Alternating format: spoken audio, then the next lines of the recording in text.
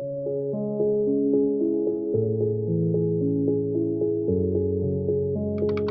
guys, for today's video, you're gonna need a temporary adhesive spray, a cutaway sheet, your magnetic hoop, and a piece of Mylar.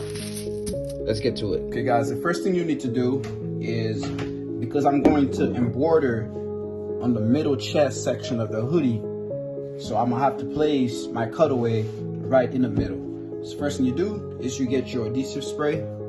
This is the brand that I use, and I spray the back of my cutaway, and I just put it right in the middle, like that.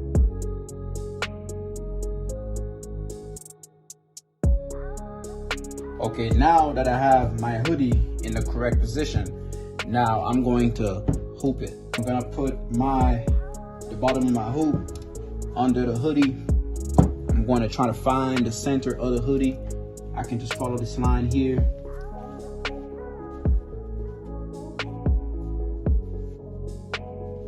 Okay, now once I found it, I put the piece of Mylar right there, and I'm just going to use my magnetic hoop and just snap it into place, just like that. All right, and we're ready to start embroidering.